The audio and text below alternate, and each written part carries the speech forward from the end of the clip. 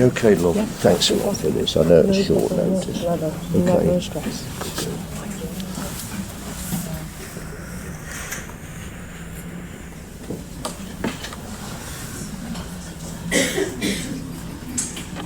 Well, good afternoon again, everyone, and can I extend a very warm welcome to you as we gather for our service of Thanksgiving for the life of a very special, a very precious and a much loved and respected lady. Of course, that lady in question who has not only touched your hearts but has left each and every one of us with some wonderful memories and known that we were so loved. Of course, is Beryl Frances Robotham, who has sadly passed. Although a deeply believing and devout lady, Beryl had always a bright, open outlook on life. She was loved by her family and friends. She was worshipped by her devoted husband, Brian, who not only revered her but cherished her throughout their time together. And Beryl, of course, will certainly be remembered by those of us who were so privileged to be close to her. She had a long life, a good life, in spite of what Brian perhaps described as burdensome structural problems, the wear and tear of an active life upon active bones, tested right up, of course, until the very end. But above all, that was mostly, though, covered up by what Beryl we remembered mostly for was, of course, her indomitable spirit and, of course, a very cheery disposition. She was, without doubt, a very real, glorious incentive and, of course, encouragement to all who had the privilege to know her. We remember at the beginning of our service here this afternoon that there are many that can't be with us here in person, but we know are thinking of us at this time. And so we hope very much that through modern technology there may be an opportunity for those who can't be with us here this afternoon to be able to not only watch our service later on, but also as well find comfort in the content of the service, and also as well knowing just how much they were valued, like we were, by this most precious person, Beryl. We're going to journey together through an order of service that Brian and the family have put together. It's very musically orientated as well as tribute orientated, but music and tributes are great tools, especially on an occasion like this. They help us to remember our loved ones. They capture a moment, a time that is so precious, but also as well unique to us as individuals, whilst collectively as family and friends. And so we're going to listen to our first piece of music as we listen to Smile by Nat King Cole.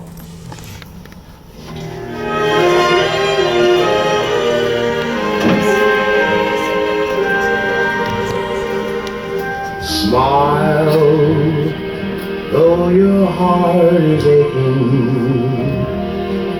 Smile, even though it's breaking. When there are clouds in the sky, you'll get by if you smile through your fear and sorrow.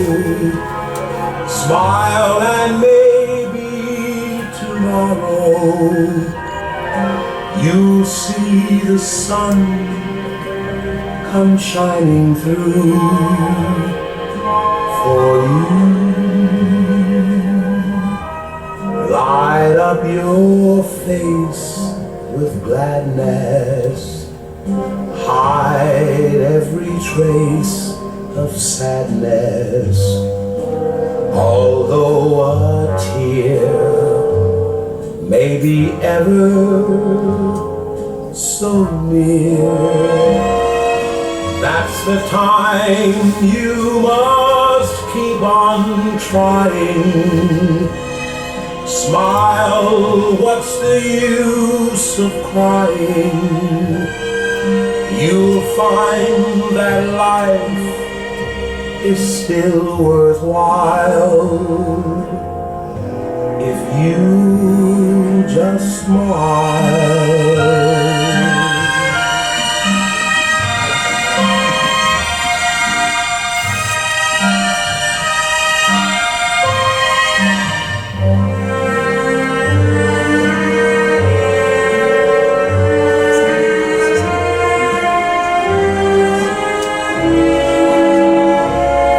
The time you must keep on trying.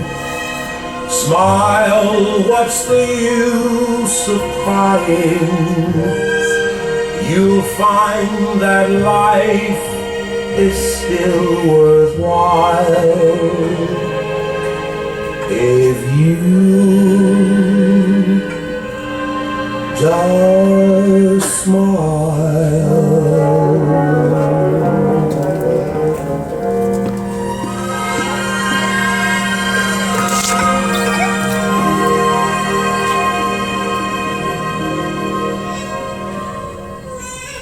As I said in my welcome, that Beryl was devoted to her family, to Brian, to her two daughters, to Karen, to Beverly, and she loved every new addition to her family. She was an immensely proud grandmother.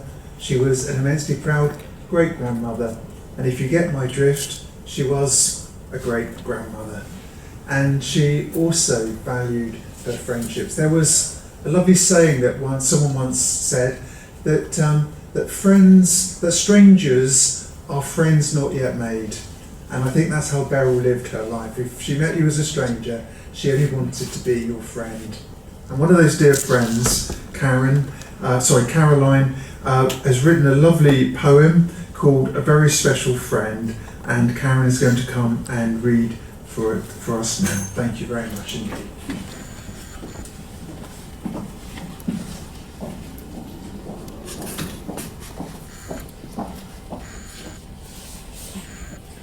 To Beryl, farewell, dear friend, we are left empty and hollow. Your sudden passing has brought so much sorrow. What wicked force was such a thief to throw us into this pit of grief? Yet amidst this blackness we should look to the lights, to see your essence still burning bright. Sharing memories of you, we will remember your love, your friendship, your caring, your elegance, your fun, your jokes, your all-round beauty as a person. We will raise a glass to send you on your way until we meet another day.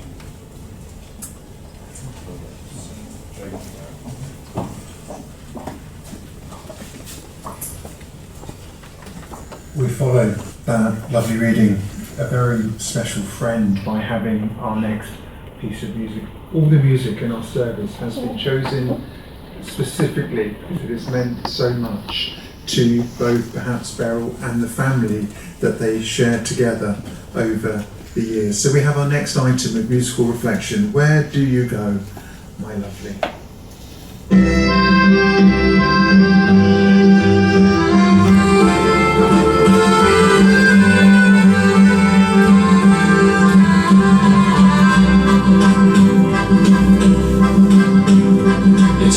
Like Marlene Dietrich, and you dance like Zizi Jean-Mer. Your clothes are all made by Balmain, and there's diamonds and pearls in your hair. Yes, there are.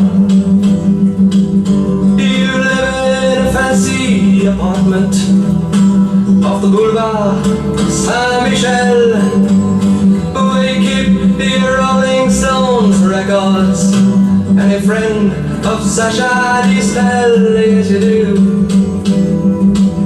But where do you go to, my lovely, when you're alone in your bed? Tell me the thoughts that surround you. I want to look inside your head. Yes, I do. I've seen all your qualifications you got from the Sorbonne, and the painting you stole from Picasso. Your loveliness goes on and on, yes it does. But when you go on your summer vacation, you go to Juan-la-Pin with your carefully designed topless swimsuit. You get an even suntan on your back and on your legs, and when the snow falls you're found in Samoritz with the others of the jet set. sip your Napoleon brandy, but you never get your lips wet, no you don't. But where do you go to, my lovely, when you're alone in your bed? Won't you tell me the thoughts that surround you? I want to look inside your head, yes I do. Your name is heard in high places, you know, the Aga Khan. He sent you a racehorse for Christmas. You keep it just for fun, for a laugh. They say that when you get married, it'll be to a millionaire, but they don't realize where you came from. And I wonder if they really care or give a damn.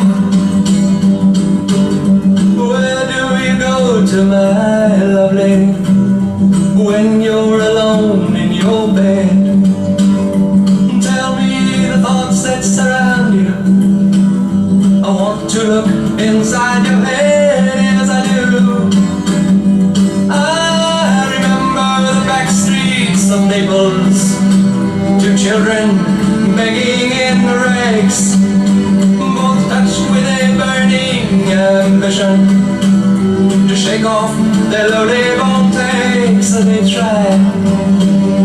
So look into my face, mighty glad, and remember just who you are. Then go and forget me forever, but I know you still bear the scar deep inside, yes you do. I know where you go to, my lovely, when you're alone in your bed.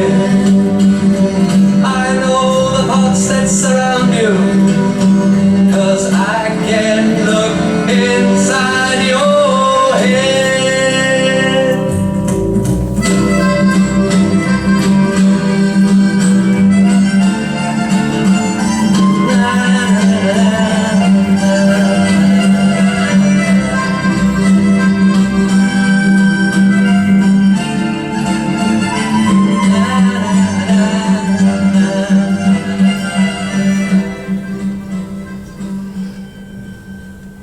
Ben and Louise are going to come now and read for us. I'd like the memory of me to be a happy one. Thank you very much indeed.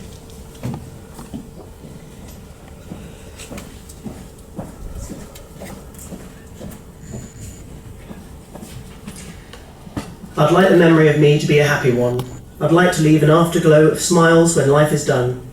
I'd like to leave an echo whispering softly down the ways of happy times and laughing times and bright and sunny days. I'd like the tears of those who grieve to dry before the sun, of happy memories that I leave behind now my life is done. Thank you.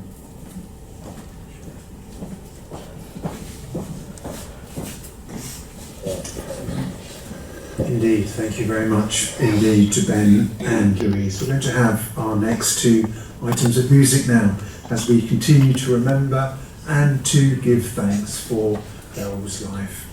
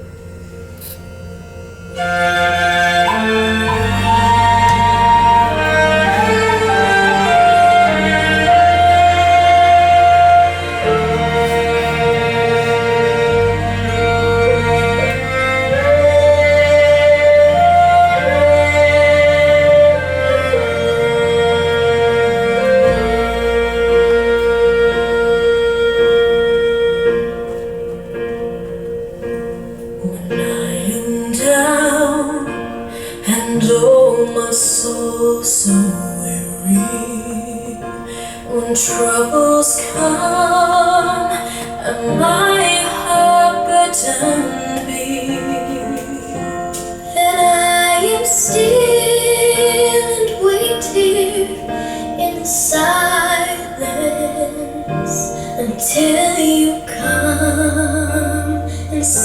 little while with me.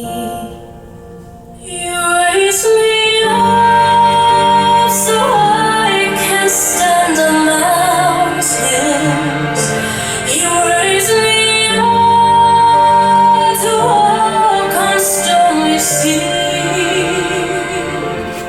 I am strong when I am on your shoulders.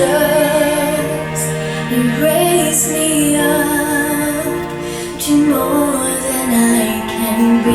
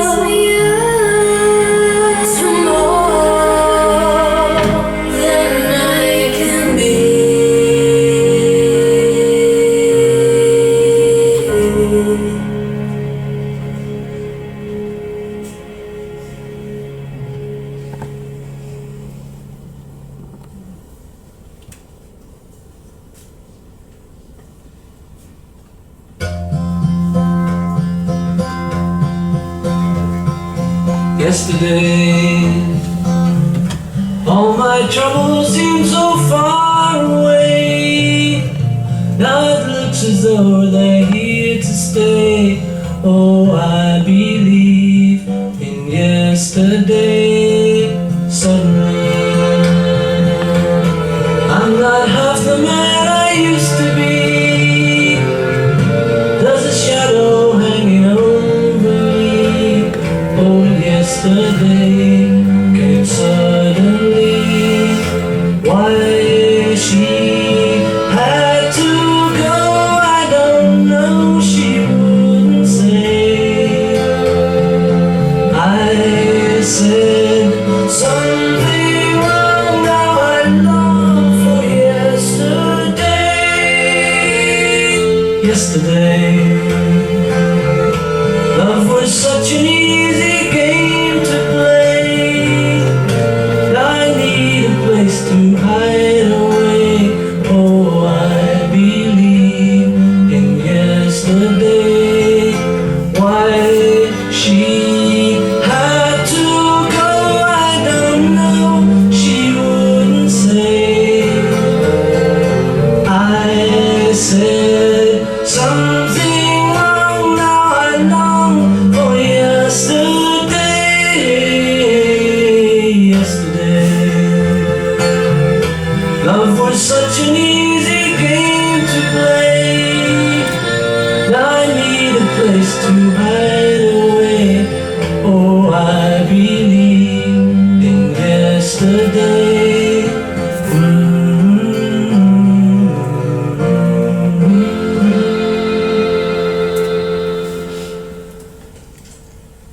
you very much. Travis is now going to lead us in the first of our tributes, and then after Travis has kindly spoken, then Brian's going to come and join us and also continue our tributes. Thank you.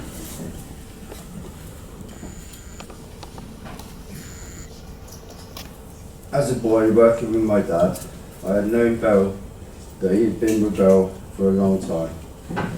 At her request, we had inspected the newly laid roof. Dad was disappointed there was nothing much wrong with the roof. Much later he joined her under that roof for what I believe were probably the happiest years of his life, and I witnessed how happy Beryl was firsthand. Beryl was a wonderful woman. I loved her too. Beryl was the most grounded lady I'd come across. My dad adored Beryl, my sisters and I adored Beryl, our children adored Beryl. There is no doubt Beryl was adored. When I was a boy, Beryl caught me having a secretive smoke in the lid. Beryl wagged a finger and gave me a stern lecture about the dangers of smoking, ordering me not to do it again, and that she wouldn't tell my dad this time. And I now found out, after all these years, that she never did tell on me. Building-wise, I have helped transform parts of Beryl's home over the years. Beryl was no slouch though, driving the digger when we were levelling out an earthen bank, greasing and saucing chunks of perfect rock for building the stone walls. Dad made Beryl a lover's seat on one of the patios we excavated. Beryl thought it was just a fancy part of the wall, but she really liked it after she was told what it was. The patios were dug out the hill of the cottage that they were built into, because Beryl complained that garden on it was like hanging off Ben Nevis and dangerous for her. If Beryl knew I was coming to stay for a while to help around the place, she'd get me a stock of Jaffa cakes, and knowing they were my favourite of mine. Never letting Dad have any though, Beryl did keep strict diet, control on his diet. Biking off to work in the morning while we were building a huge retaining wall at the end of the cottage grounds, I waited to see Beryl returning, cycling speedily back to give us lunch, then flinging back off again afterwards. Worked hard ensuring that we were all looked after. Anyone who called was fussed over. My stays with her were a delight and not easily forgotten. Her chicken curries were memorable. Beryl made sure that I had a handwritten copy of the recipe to take home with me. I always think of her when using it. Somehow it never did taste the same as Beryl's. I'll always remember Beryl as a fun-loving person who, if not sitting holding my dad's hand, was always on the go and showed such warmness that I will never forget. Compassionate and caring, always with a twinkle in her eye. I shall never forget you, Beryl.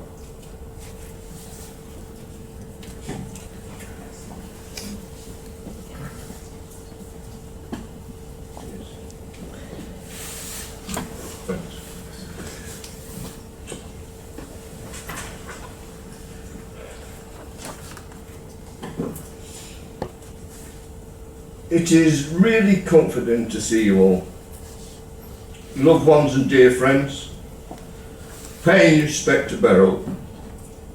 Many more could not make it, but they are nonetheless a very big part of this celebration of Beryl's memorable existence. A long life, and most of you were hugely key to it. I'm going to get through this. It's most probably the longest eulogy you've ever heard, but I owe it to Beryl. I am Brian, for those who didn't know, Beryl's devoted husband, who is so proud to have been tied with her for the last 35 years of her quite memorable existence. A long life, and most of you were hugely key to it. Beryl always displayed a massive amount of honesty, inner courage and tenacity in a most caring, loving and downright beautiful way. Born and bred in Bournemouth in the town's more genteel years of high-end splendour, just before the start of World War II, Beryl was only one at the time, so it wasn't her that started it. Beryl was an exceptional and most delightful being. However, she would vigorously argue that point, dismissing the fact that she was truly beautiful both inside and out. That reality was beyond Beryl's own thinking of herself.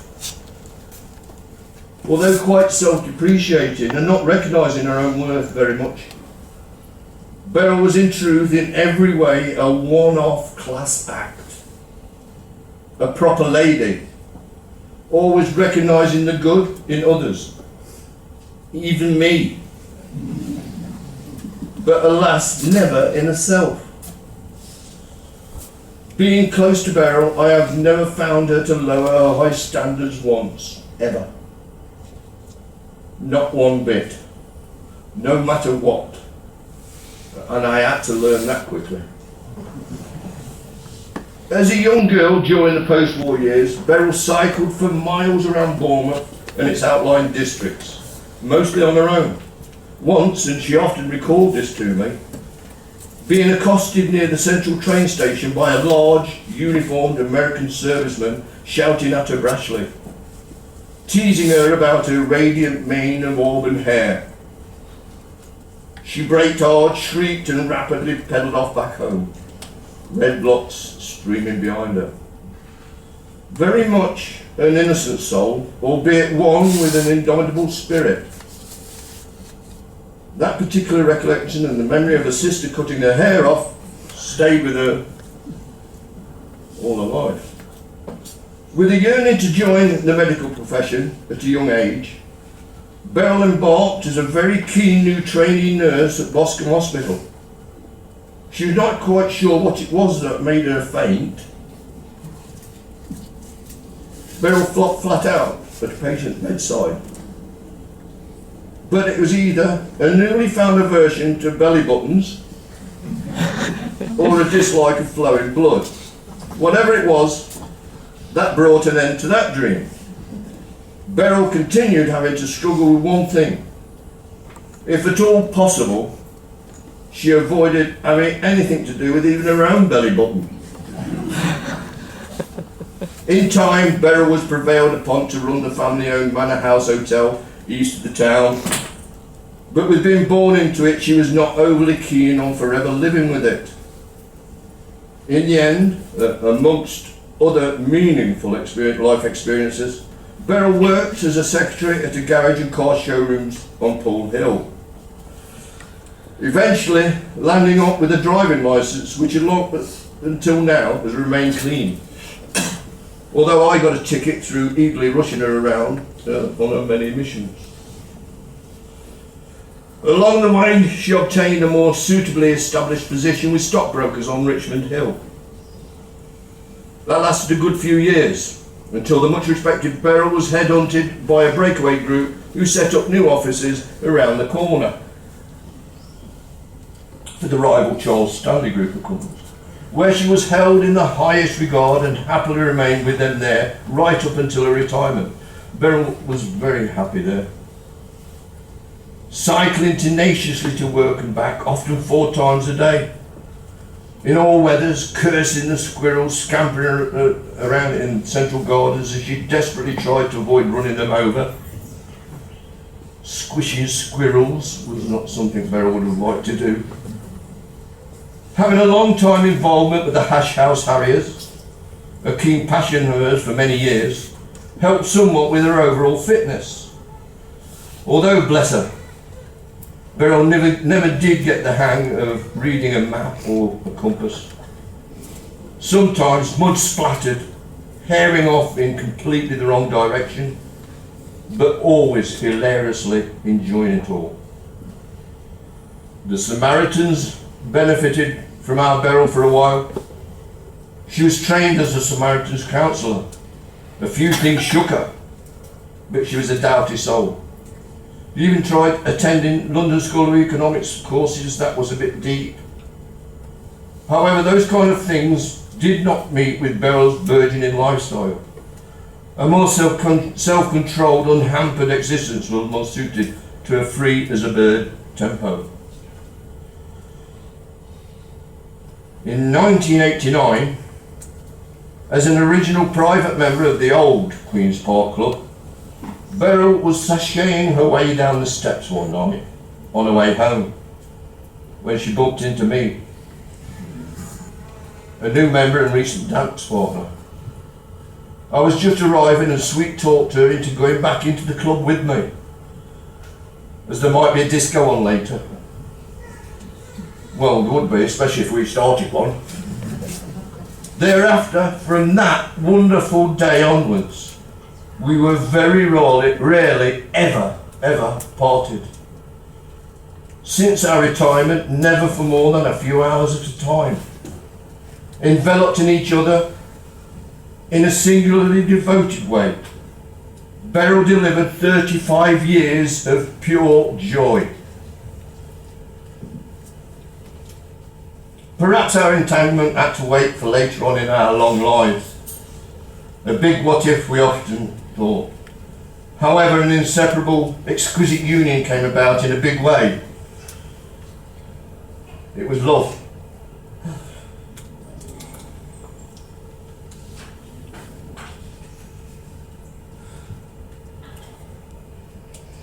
Ladies who lunch, dames that dine.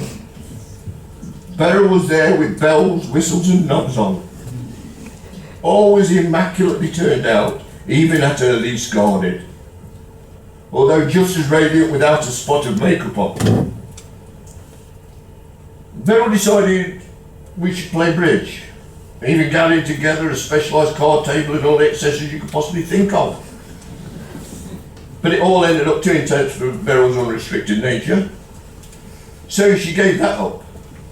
And having an electric keyboard, Beryl would have dearly loved playing the piano properly, just as her mother had. But she could never take time needed to practice on her mini Wurlitzer. There were things to do. Lovingly looking after me like a mommy hen was one of them. Her trusty old cycle turned into newer ones. Next, a succession of hybrid mountain bikes, then finally an electric one. Good times, but all too brief as old age took over.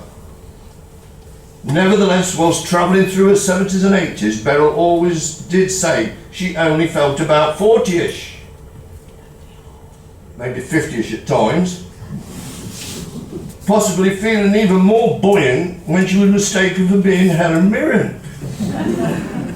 And believe me, that did happen a lot, especially when gliding exquisitely into somewhere new and posh. I glumped proudly behind like Boris Karloff. Never shirking, always in the mix of stuff. Once going to a vicar and tarts party, I went as a tart and Beryl got dressed up as a vicar. Although being done up as a vicar really didn't quite suit Beryl's disposition, and it being her turn to drive as well, she acted most serenely and in an almost reverent way. Some of the time. And whilst in her guise as a parson, in almost pious reproach, Beryl firmly removed the half house brick out of my handbag and threw it away, along with the cigarettes and a few other bits and pieces. Immaculately turned out, suited and booted, Beryl would have shamed you with the most dapper of priests. Being dressed in the appropriate garb, as a blues brother, as a flapper, as an Egyptian princess while cruising the Nile, unrecognised by friends when clad as an Oriental at a Starhead music festival. During those years of fun, Beryl was a treat to behold, and she had joy to be around. She never failed to impress. Another pursuit was belly dancing, in her quest for fitness and poise. I spent many a night as a stand-in sultan at the end of the lounge, goggle-eyed watching her practice, wiggling away in Arabian silks, tassels and trinkets. Beryl certainly provided plenty of interesting spectacle. A fun-loving girlish girl to the full. She absolutely revelled in being amongst social happenings with her pals and meeting new people. There are not many friends that knew Beryl and enthusiastically parted alongside her at some time or other. Beryl did a bit of social work, only finding it too much of an extra burden. She had never been so hard at it. Forever wondering how did she ever find time to hold down a full-time job in the first place. She cheerily juggled many balls in the air, even attending lectures and gatherings with me roped in.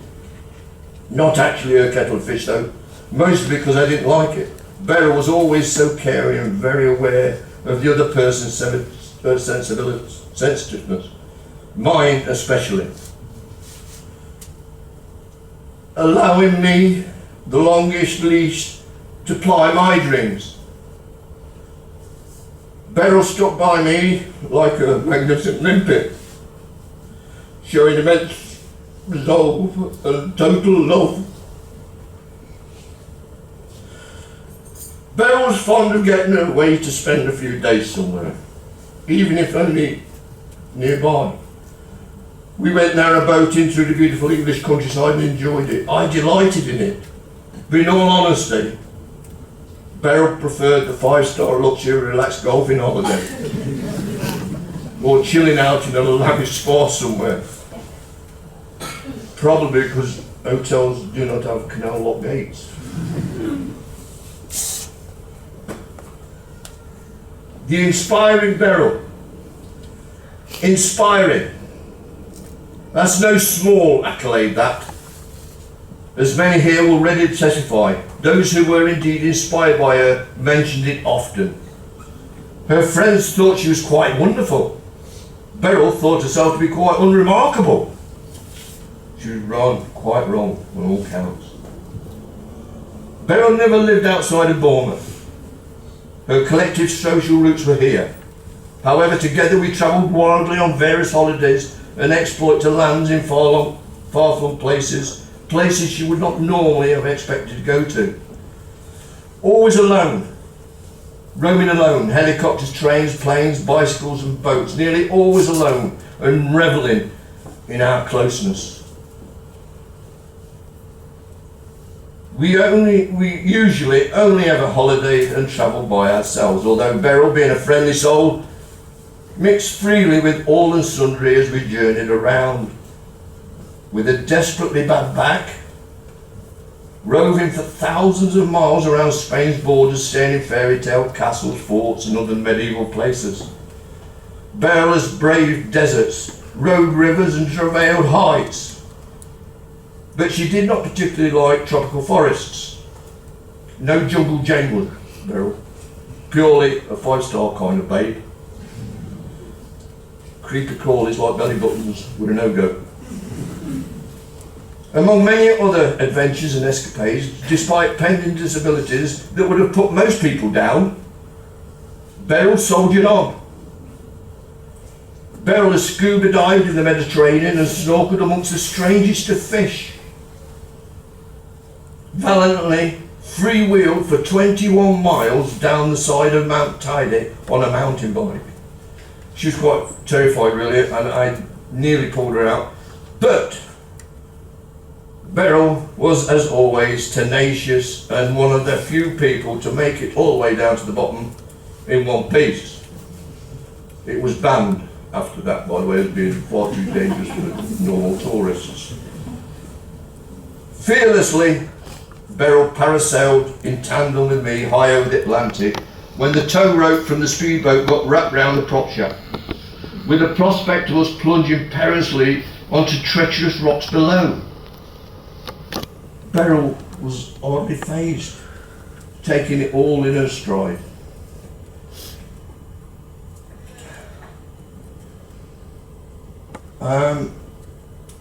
Where am I, Travis? Oh, sorry, yeah. Wrapped in both a python and boa constrictor at the same time, while others cowered at the far end of the enclosure. held an enormous flapping gold needle on her arm and stared it out to stop it carrying off, I think. Driven golf carts like an off-roading champion, doing that rather gently though, like a lady, like the undeniable plucky lady that she really was. Traversed the Egyptian eastern desert under the protection of tooled-up special forces who were close quarter guarding us against active terrorists. With jaws firmly clenched, the resplendent Beryl has even driven a fully armed chieftain tank, and more, much more. Brave beyond belief, but you would never know it. It was just the delightful Beryl, the gentle Beryl we all knew and loved.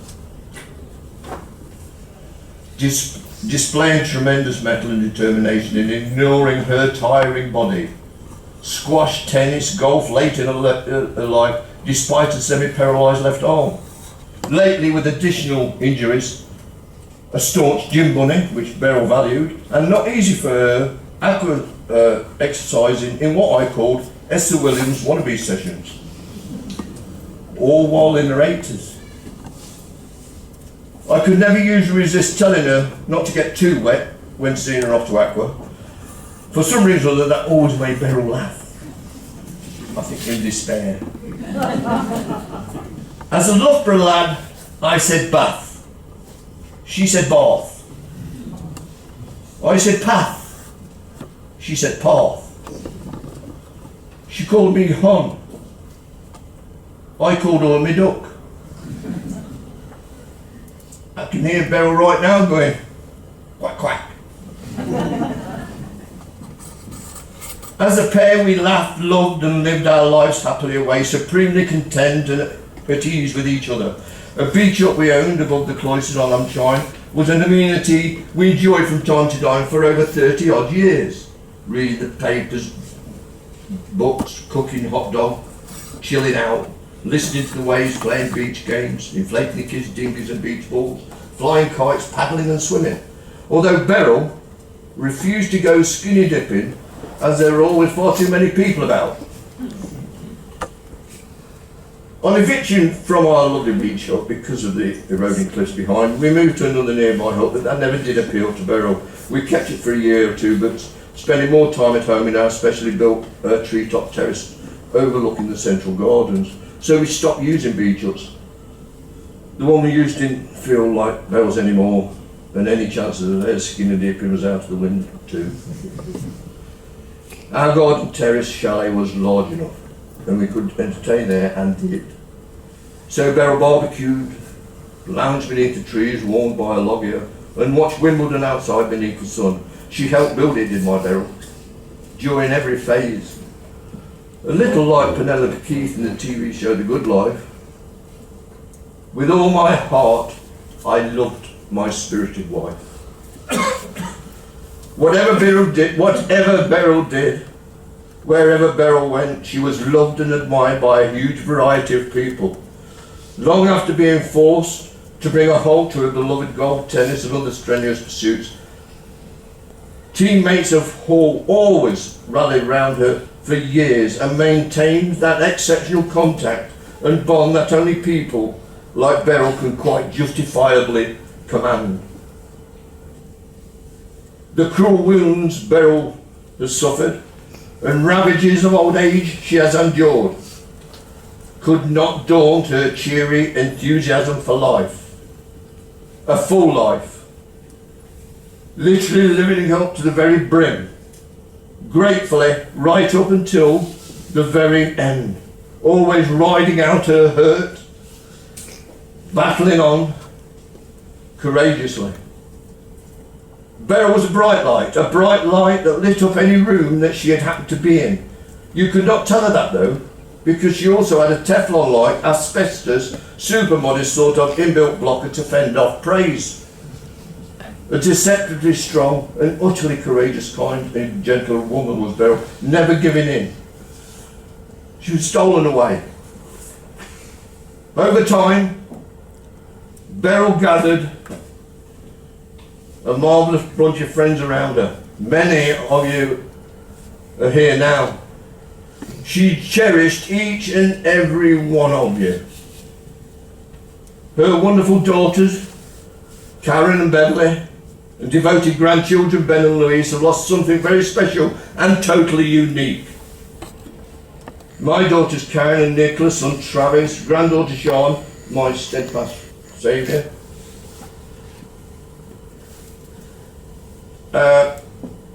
We had so many. Sorry, I'm lost again. My daughter's Jess and Cassia, great grandchildren, Lacey, and no, that you'll probably not knew baby George. There's Charlie and Jacob too. All loved her dearly and will miss her enormously. Me?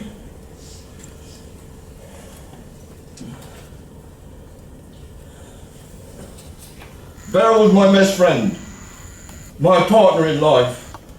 Everything fused as one with us, our hopes, our dreams, our very lives. Beryl was the essence of my being and brought joy to my world. I'll always treasure our relationship and will miss her forever.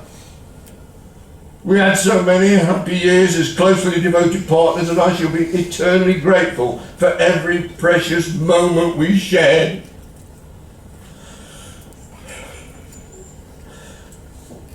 Goodbye, Beryl, my lover. No more hurt. Sleep peacefully in harmony with nature, the sun, the stars, the wide sky. You will always live deep within my heart until the day I die. Goodbye, my dearest love. Goodbye.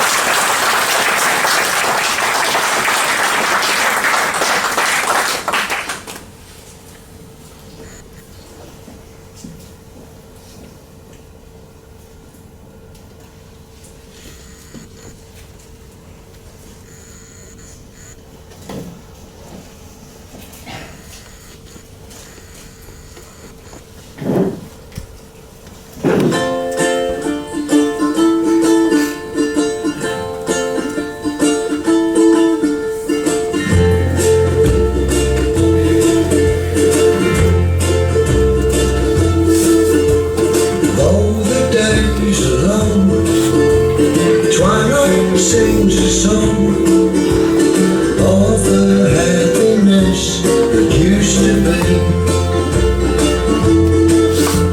Soon my eyes will close, soon I'll find repose, and in dreams you're always near to me.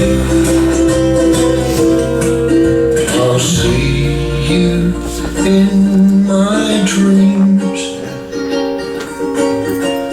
hold you in my dreams. Someone took you out of my arms, still I feel the thrill of your charms. Lips that once were mine, tender eyes that shine, they will light my way tonight. I'll see you in my dreams.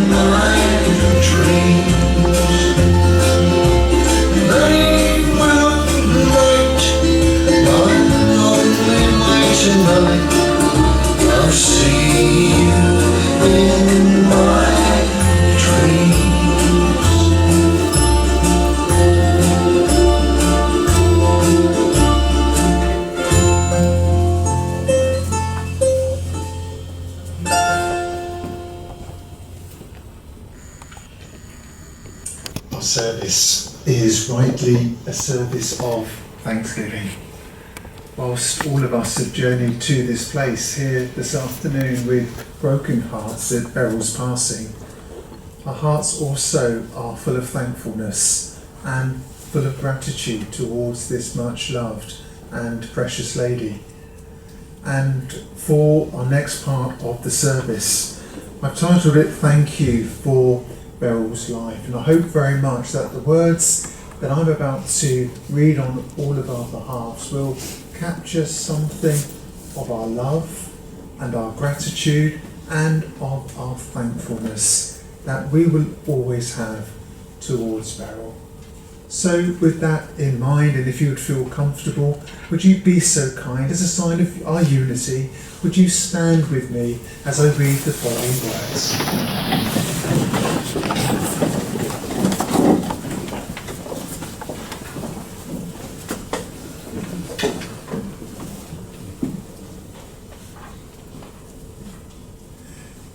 And so indeed we say thank you for Beryl's life.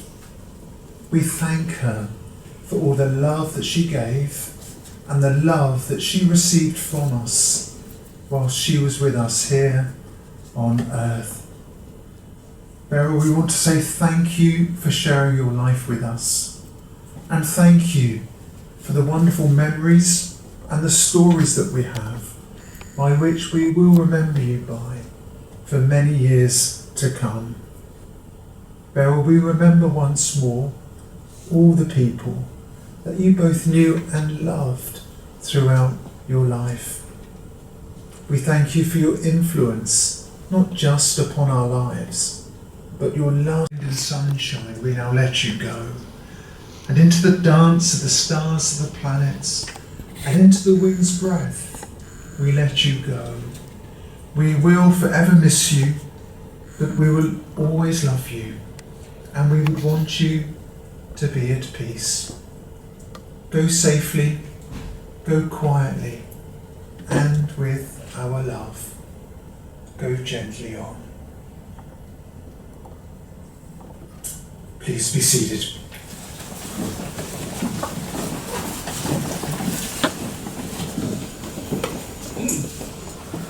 We're going to have now our next item of music that is not on the service sheet.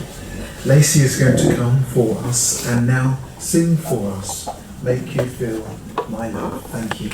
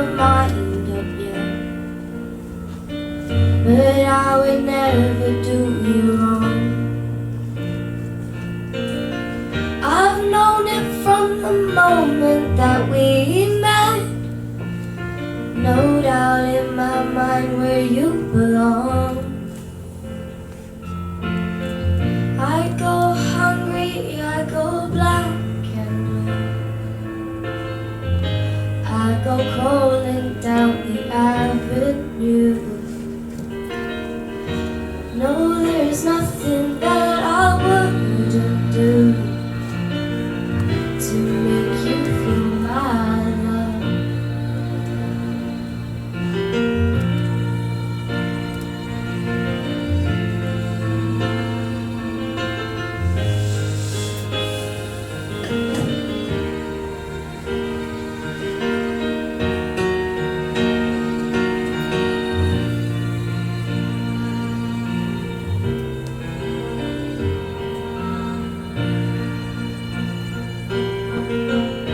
storms are raging on the rolling sea,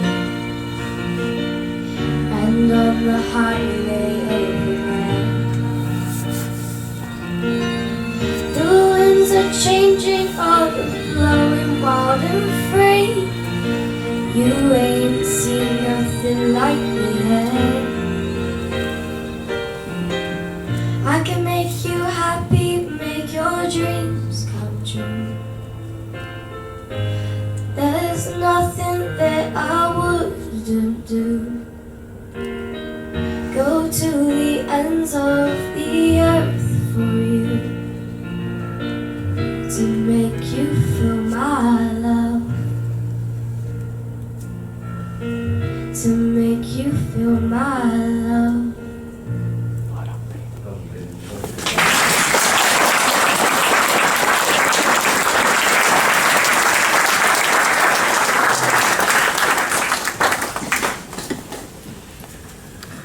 Lacey, thank you very much indeed. And thank you, Sean, for sorting out the acoustics. There was many of us of my generation and slightly above who were very reluctant to come and give you a hand. And we were trying to sort that out because we never had a clue what to do. But thank you ever so much for that. Well, as our service draws to a close, but not a closure on our love, not a closure on our memories. We can't add to those memories. We can share those memories and always keep someone always alive and with us every moment of every waking day.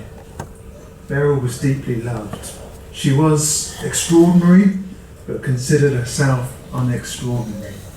And she has been an absolute joy to live with, to know, and to love. A lady of the most beautiful, beautiful nature. And of course, as Brian so eloquently shared with us, of course, he was without doubt the love of her life, and vice versa. At the end of our service and during our final piece of music, Brian and the immediate family are just going to stay in for a few moments just to have those private moments to say a personal farewell. When you are invited to leave the ceremony hall, would you be so kind as to journey back into the Purbeck Tea Room where the family will join with you very, very shortly, and we can share those memories and of course have our refreshments together. Brian wanted this final poem as a final tribute to Beryl read, and I'm going to read it now on his and his family's behalf. As I have come to the end of the road, and the sun has set for me, I want no rights in a gloom-filled room. Why cry for a soul set free? Miss me a little, but not for long, and not with your head bowed low. Remember the love that once we shared. Miss me, but let me go. For this is a journey we all must take, and each must go alone. It's all a part of the Master's plan, and a step on the road to home. And when you are lonely and sad at heart, go to the friends we know.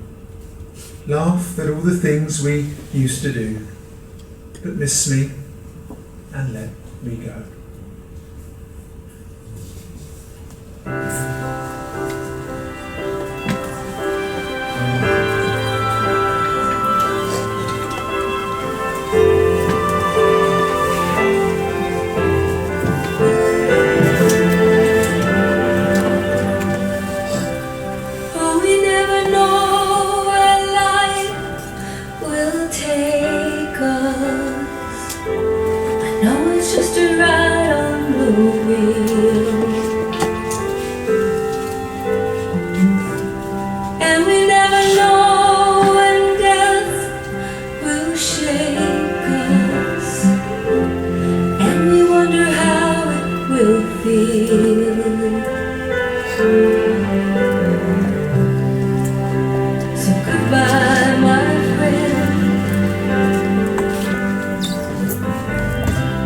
No, I'll never see you again.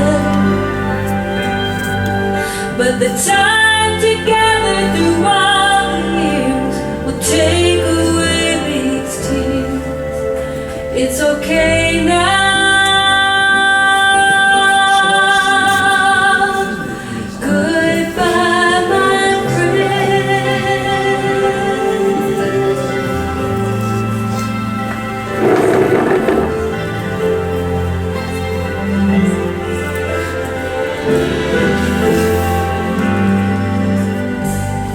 I see a lot of things that make me crazy,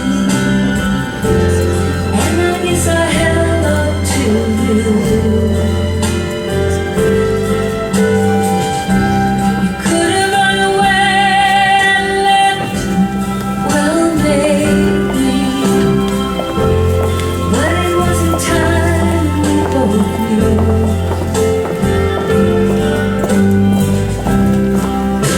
So goodbye, my friend. I know I'll never see you again,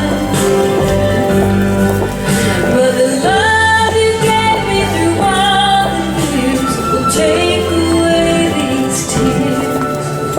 I'm okay now.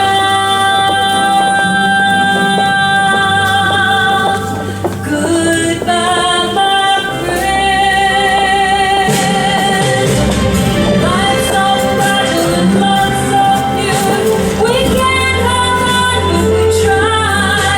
We watch how quickly it disappears, and we never know why. But I'm okay now.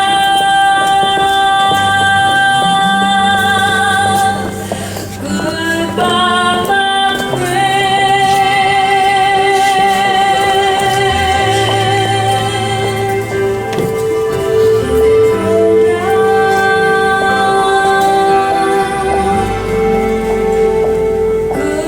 Goodbye, my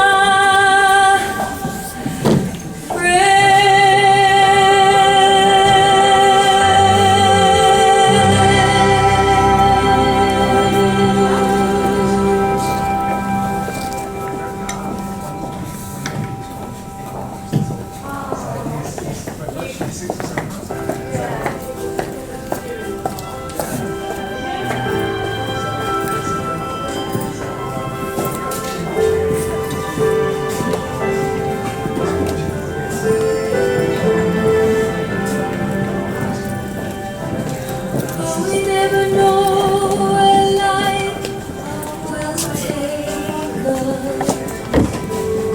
No one's just a ride on the wheel,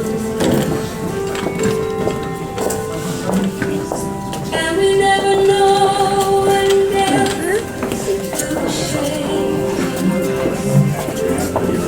I wonder how